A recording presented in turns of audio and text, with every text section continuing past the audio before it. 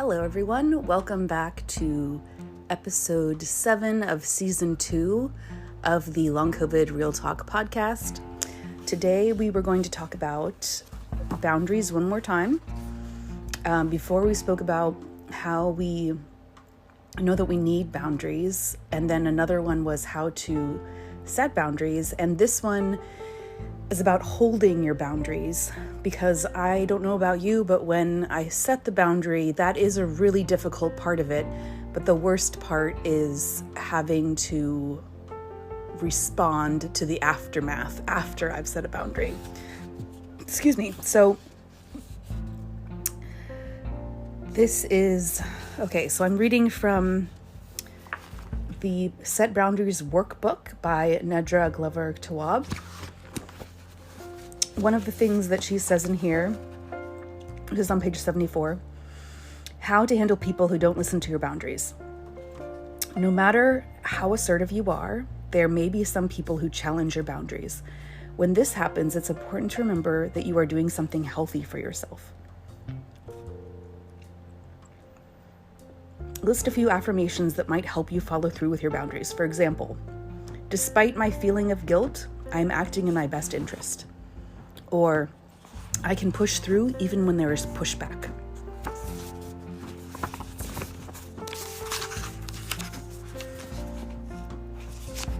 These are...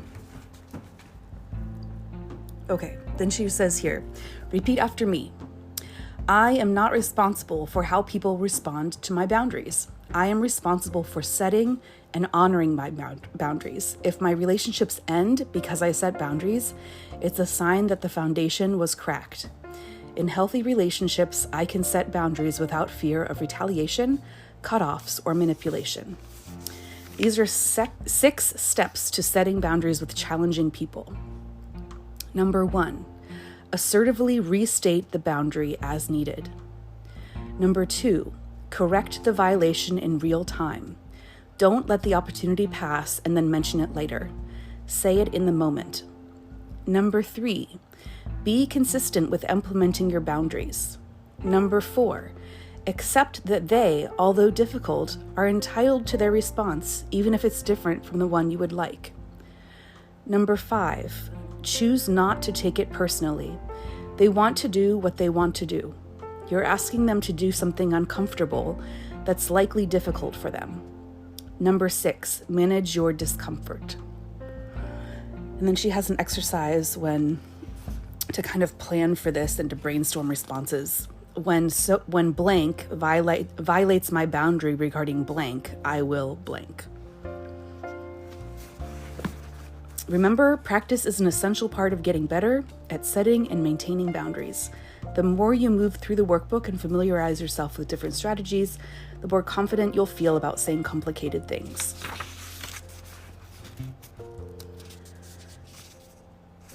Okay. The next chapter is about getting better at communicating your boundaries.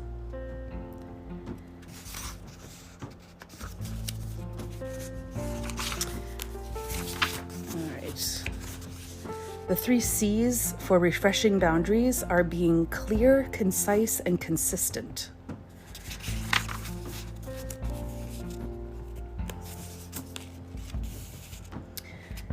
And this part says you can clean up your mess. Perhaps you missed the opportunity to speak up in a specific circumstance, or you said too much.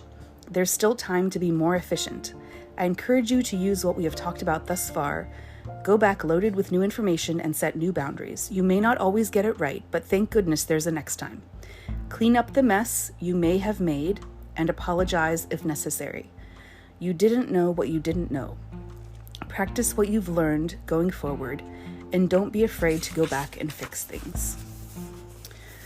Okay, I'm going to skip chapter 8 because that talks about how childhood impacts your adult boundaries, and it talks about childhood trauma.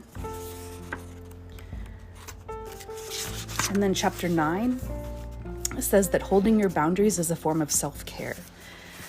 This is definitely something different than what I originally thought about boundaries. So it says self-care is a restorative mental, spiritual, emotional, and physical practice that rejuvenates, relaxes, and enhances your life. It's personal, and therefore, how you practice self-care may look different from the way someone else practices it. Although self-care is used in response to feeling overwhelmed or depleted, it's also a preventative practice. What things do you do on a daily basis to take care of yourself? And then it also asks about thoughts and beliefs about taking care of yourself, what gets in the way of taking better care of yourself, and what boundaries do you need to set for yourself and others to have more time for self-care. And it also says that self-boundaries are self-discipline. This is something that I'm working on a lot right now too. An essential part of setting boundaries involves honoring the limits you've set with others and yourself. Practicing boundaries is an act of shifting your habits. The next time you become upset because someone dishonors your boundary, consider how challenging it is to discipline yourself to always uphold your boundaries.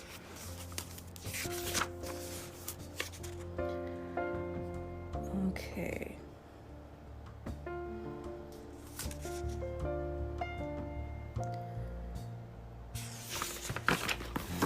Let's see what other things are. There's a section about accepting boundaries from others. This is about setting boundaries in families. 3 possible reasons you may find it hard to set boundaries with family. Number 1, you have no clue where to start. For your entire life, you've lived with certain dynamics, and now that you're ready to change them, you aren't sure how to go about it. Number 2, you feel certain that your family will reject your boundaries. Sometimes setting boundaries comes at the expense of further damaging unhealthy relationships. Number 3, you feel like you're betraying your family's values. Breaking away from the cultural norms in your family can feel like you're betraying them, but doing something for yourself is not against your family. Okay.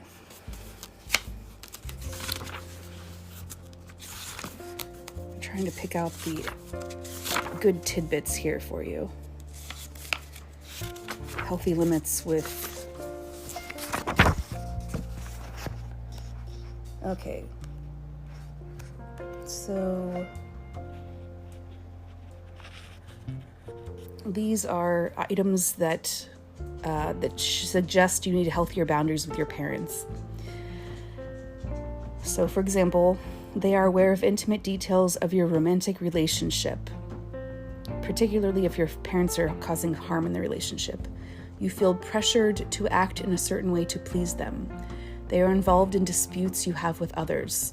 They don't respect your opinion. They enter your personal space without asking. They insist you say yes to everything. You say yes to them out of obligation, even when it is inconvenient. Then it talks about knowing what your needs are, following different boundaries that you need to have with different people in your family. These are healthy limits with your adult children. It says parenting is a lifetime job, but your role evolves from being 100% hands-on to someone who plays a supportive role. When children become adults, parents need to transition to a new role. The items below suggest that you need healthier boundaries with your adult child. You help them make decisions in most areas of their lives. They are unable to care for themselves without your financial support. They lack key life skills, and you pick up the slack. They intrude on your time and space. They manipulate you into doing things for them, and you feel taken advantage of in the relationship. And then it says at the bottom, an important part of parenting adult children is providing them with resources, supporting them, and allowing them to create their own life. Okay, these are healthy limits with children under 18.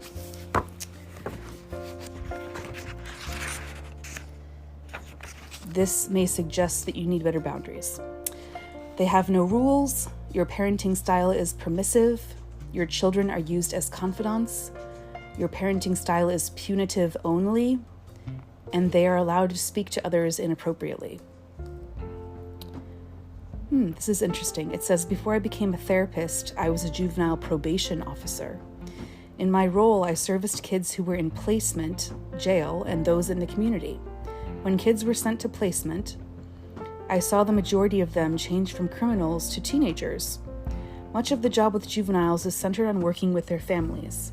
Many of the children I served came from family environments with porous boundaries. Porous being the opposite of rigid. The children didn't have structure, and being sent to placement gave them structure. Their schoolwork improved to grade level, they completed GED programs, and they improved their social skills. Children need healthy boundaries in the home to be healthy people. They are not capable of managing themselves. And then this is the section about healthy limits with in-laws. These items below suggest you need healthier boundaries with your in-laws. They make your special family events, such as a wedding, about them. They gossip about you with their other family members. They don't like you and have told you as such. They openly share their negative views about you with your children. They question your parenting style. They make decisions for your family. They encourage your spouse or kids to keep secrets from you. They hear essential things happening from your partner before you hear about them. They give you gifts with strings attached. They give your kids things they know you wouldn't want them to have. And they don't respect the way you parent your kids. Okay, I feel like I'm getting off track, and I wanted to go back to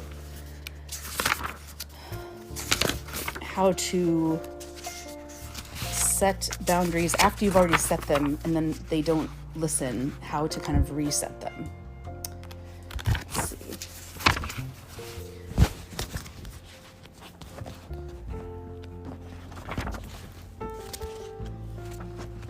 It says you cannot change people.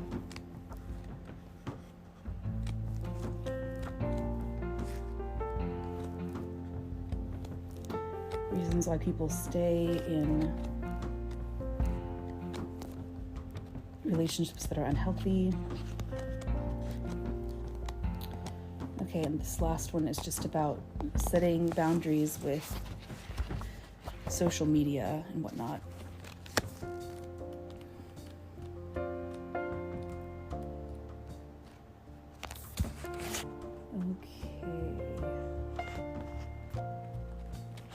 Okay. So we did go over this before, but I want to go over it again because I think this is how you also reinforce boundaries after you've set them. So this is from chapter 6, how to speak your boundaries so people can hear you. So step 1 is be clear, focus on the solution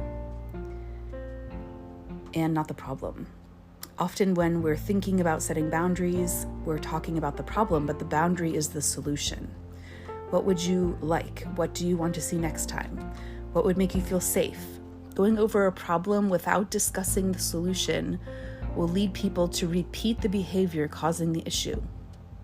Sometimes the person who's causing a problem may be unaware of alternative solutions or simply doesn't know what your limit is.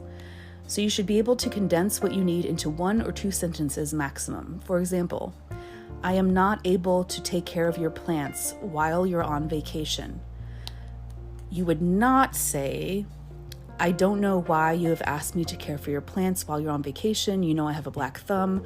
The last time you asked me to watch your plants, one died and you complained about my ability to care for them. Why don't you ask someone who knows more about plants? Also, not this. You should ask your sister to water your plants instead. Remember, the boundary is the solution. It's up to the other person to make new arrangements. It's imperative to be clear and concise, particularly if you are new to setting boundaries. People can find your weaknesses if you aren't secure in what you're saying, and as a result, they can easily talk you out of your boundary. As you become more confident in setting boundaries, you can add more to your explanation, but remain clear and concise. You don't have to explain your need for safety. It's okay if what you need looks different from what others need. Step 2, State what you want or need, or say no. Speak your truth in the following ways: I want, I need, I expect, next time. And all 4 of those have little dots after them. So that's how you would start the statement. And step 3, manage your discomfort. It's normal to feel guilt, fear, sadness, remorse, awkwardness, indifference, or relief when setting boundaries. Guilt is often the most challenging part of the process, but it's to be expected, especially if you're new to it. Guilt shows that you are emotionally aware and are concerned about potentially hurting others. But don't let your guilt stop you from doing what you need for your well-being. Also, after setting a boundary, it's normal to feel relieved. The hard part is over. You did it.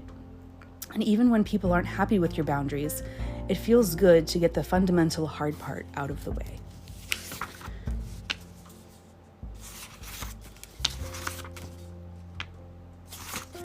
Okay, and then it talks about the passive-aggressive, and assertive. Gathering yourself.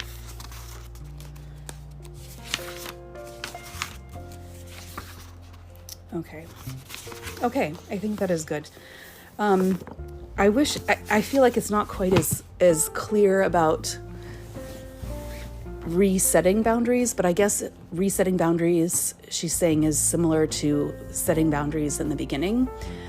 So, for example, when I was in the situation a week or 2 ago where I realized I needed to set a boundary, it was almost funny how it played out after I was clear with the person I was talking to on the phone that the person on the phone was trying to get me to take care of was not that person that was supposed to the person that was coming to visit was supposed to be taking care of me because I have long COVID. And the person on the phone was trying to get me to take care of the person coming to visit. And I was trying to say, well, if this is what is needed, then maybe this is not a good time for this person to visit because I'm not capable of doing all of this for this person in my current state. So it's funny because I would love to say, oh, this is so easy, setting boundaries. It's just clear and precise and no bad feelings ever, because you would want to say that having that conversation, then it was over, but it wasn't. That person ended up talking to the person coming to visit. The person coming to visit then talked to someone else, and then they ended up calling me, and then the person that they spoke to ended up calling me, and it was kind of a cluster, just really super annoying, and I felt really angry, but I also felt proud of myself for standing my ground and proud of myself for saying something when it was not easy to do. And I'm still a novice when it comes to setting boundaries. So I think we just need to take the win, the little win when you have it, even if it doesn't work out perfectly, even if you feel like the way you phrased it could have been better. You can always go back and smooth it out a little bit without relinquishing the boundary, So again, I feel like we could talk about this forever and go over numerous examples because life just continues to provide lots and lots of experiences and opportunities to learn these life lessons. But I think for now that should be good because we're already rounding up on 20 minutes. But I just wanted to make sure that we did one more episode about boundaries, just to kind of following up with them and how people may not listen to boundaries and how you might need to reset them. and just in general how it's not the most pleasant experience, but it's worth it to continue to work at it, because the only person that loses from you not setting boundaries is you, and the only person that loses from me not setting boundaries is me. So I'm working on getting better at this as well. So that is all for now. I think that's more than enough for today. Hopefully that did not overwhelm your brain with too much stuff. And if so, just, feel free to skip it, or listen to it another time if you really want to. But thank you for listening, and thanks for walking this journey with me, this long COVID delightful journey. And we'll talk again soon. Okay? Take care. Okay. Bye.